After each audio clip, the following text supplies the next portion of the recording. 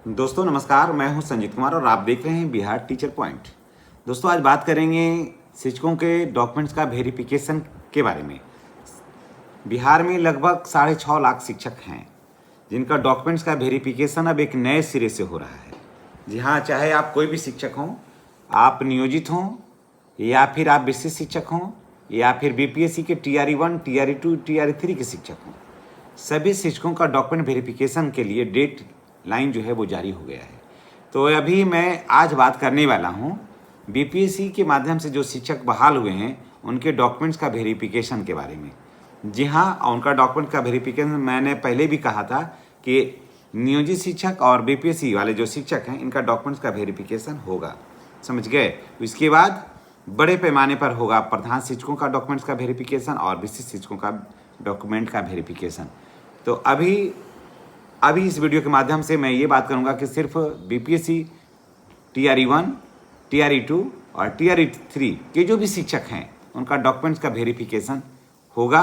कब होगा, कैसे होगा, कहाँ होगा, कौन कौन सा डॉक्यूमेंट्स का वेरिफिकेशन है और डॉक्यूमेंट्स अगर गलत या त्रुटिपूर्ण पाए जाएंगे तो क्या होगा, इन सारे बातों की जानकारी हम आपके साथ शेयर कर रहे हैं। दोस्तों अगर आप चैनल पर नए हैं तो चैनल को सब्सक्राइब करिए, बेल आइकन को दबाइए ताकि इस तरह का वीडियो का जो नोटिफिकेशन है आपको मिलता रहे। तो चलिए हम शुरुआत करते हैं। बिहार के शिक्षा विभाग की ओर से बहुत बड़ा एक निर्णय लिया गया है, अपडेट आ रहा है कि बीपीएससी के जो भी जितने भी शिक्षक हैं उन सबको जिलावार जो है ना वो जांच जो है वो शुरू होगा डॉक्यूमेंट्स का शेड्यूल से। एक दिन में सारे शिक्षकों को नहीं बुलाया जाएगा, शेड्यूल वार बुलाया जाएगा और एक दिन में सिर्फ 50 शिक्षकों को बुलाया जाएगा डॉक्यूमेंट्स की जाँच करने के लिए। अब देखिए, अगर आप बीपीएससी के टीचर हैं तो आपके लिए ये वीडियो बहुत ही महत्वपूर्ण है। अगर आप इस वीडियो को देख लीजिएगा तो आपको किसी तरह की कोई कठिनाई नहीं होगी। अगर स्किप करिएगा, इसको स्किप करके आगे बढ़िएगा तो आपको दिक्कत होगी। क्या है, देखिए, जिला शिक्षा पदाधिकारी कार्यालय सहरसा का पत्र है यह कि एक आधिकारिक नोटिस जारी किया गया है जिसका असर अब पूरे बिहार में होगा। यानी कि शुरुआत सहरसा से हो गई है। शुरुआत तो कहीं न कहीं से होना ही होना था, तो इसकी शुरुआत सहरसा से हो गई है और सारे प्रखंड शिक्षा पदाधिकारियों को लेटर जारी किया गया है कि आप अपने अधीन जितने भी बीपीएससी के माध्यम से जो भी शिक्षक है सभी को भेज दीजिए डॉक्यूमेंट वेरिफिकेशन के लिए। क्या है मामला, चलिए हम बताते हैं। TRE1, TRE2, TRE3 के तहत नियुक्त शिक्षक एक अलग फाइल में दो फाइल में पेपर को जमा करेंगे। 2 फाइल में पेपर को जमा करेंगे BRC में, ठीक है ना। उसके बाद देखिए, और वर्तमान में जिस जिले में है उसी का BRC में अभी फिलहाल वो रहेंगे। और शैक्षणिक, उसमें क्या क्या होगा, शैक्षणिक, प्रशैक्षणिक, ट्रेनिंग और अन्य प्रमाण पत्रों की जांच होगी। शैक्षणिक प्रमाण पत्र कहने का मतलब कि 10th पास हैं उसका, 12th पास है उसका, ग्रेजुएशन पास है उसका। यानी कि जी क्या आपको 1 to 5 का है तो 10th और 12th 2 पर किए होंगे आप आवेदन, और उसके बाद आपने लगाया होगा DLED वगैरह, तो आपको शैक्षणिक प्रमाण पत्र की जांच होगी। उसके बाद प्रशैक्षणिक प्रमाण पत्र यानी कि DLED किए हैं या BEd किए हैं तो कौन सा सत्र में किए हैं, कौन सा कॉलेज है, मान्यता है या नहीं है, इन सारी बातों को जांच की जाएगी। अगला है कि आपका नियुक्ति संबंधी दस्तावेज, नियुक्ति के संबंध में क्या क्या दस्तावेज दिए हैं, आपकी जाति ठीक है या नहीं, आवासीय ठीक है या नहीं, कहीं आप AWS ठीक है या नहीं, या फिर आप फर्जी तरीके से किसी तरह से आप पेपर बनवा लिए हैं, इसकी जांच होगी। फिर जांच होगी कि आप जो सीटेड किए हैं उसमें आपका मार्क्स क्या है, क्योंकि 82 नंबर जो है वो बिहार के लड़कियों के लिए है, आप बाहर के लड़कियों के लिए नहीं। तो क्या बाहर के जो बच्चे आए हैं उनका कितना परसेंटेज है, कितना मार्क्स है, ये देखना होगा। उसके बाद पहचान पत्र दिखाना होगा, आधार कार्ड दिखाना होगा और भी जो आवश्यक दस्तावेज जो वहाँ मांगे जाएंगे वो आपको दिखाना होगा। आप अपने BRC से संपर्क करके वो सब ले लीजिए। अब उसके बाद फिर अनुभव प्रमाण पत्रों की भी जांच होगी। जी हाँ, आप सोच रहे हैं कि अनुभव प्रमाण पत्र क्यों, तो देखिए TRE1 में ऐसे मामले हैं खास करके जहाँ अतिथि शिक्षकों को 25 नंबर का वेटेज दिया गया था कोर्ट के माध्यम से।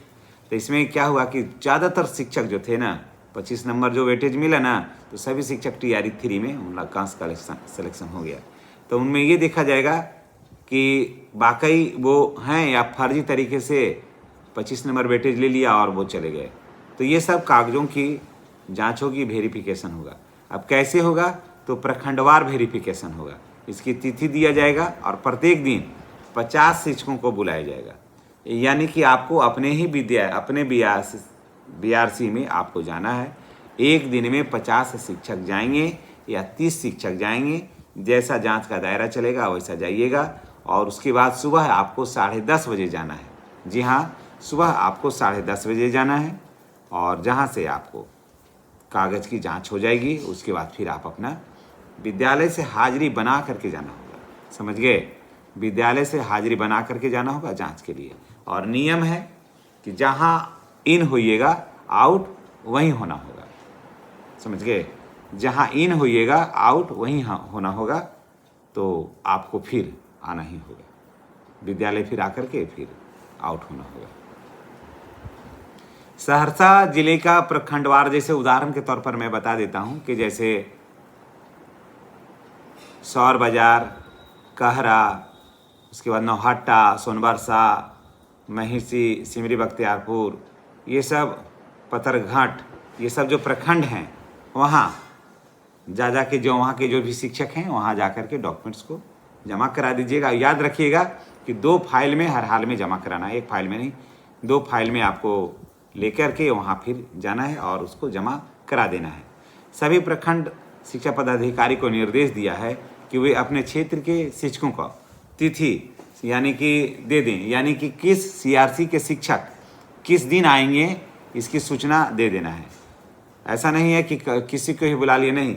जैसे मान लिया जाए कि एक प्रखंड है, एक प्रखंड में 10 सीआरसी है, तो 10 सीआरसी है तो 10 सीआरसी में से एक दिन में कितने शिक्षक को बुलाना है वो शिक्षकों का संख्या से पता चल जाएगा और उस डेट को जाकर के शिक्षक अपना डॉक्यूमेंट्स का वेरिफिकेशन करवा लेंगे। उसके बाद अधिकतम 50 शिक्षक को ही बुलाना है। 50 शिक्षक से कम हो जाए यानी कि 30 से लेकर के 50 शिक्षक को बुलाना है ताकि डॉक्यूमेंट्स का वेरिफिकेशन बेहतर तरीके से हो गए। और उसके बाद शिक्षकों का उस समय पर उसको सूचना देना अनिवार्य है, यानी कि जो बुलाइएगा तो पहले 1-2 दिन पहले आपको उसका सूचना देना पड़ेगा, 3 दिन पहले सूचना देना पड़ेगा, ताकि जो है शिक्षक जो है वो पूरी तैयारी के साथ आएँ और अपना डॉक्यूमेंट्स का वेरिफिकेशन करवाएँ। नियुक्ति की प्रक्रिया को पारदर्शी बनाना इसका उद्देश्य है और फर्जी प्रमाण पत्र की पहचान करना है और न्यायालय के निर्देशों का पालन करना है। समझ गए? क्योंकि न्यायालय ने निर्देश दिया कि इतने बड़े पैमाने पर शिक्षकों की जो बहाली हुई है, तो क्या आपने डॉक्यूमेंट वेरिफिकेशन किया है या नहीं किया है? तो बाद में फिर मामला कोर्ट में आता है तो कोर्ट का भी समय बर्बाद होता है और याचिकाकर्ता का भी समय बर्बाद होता है।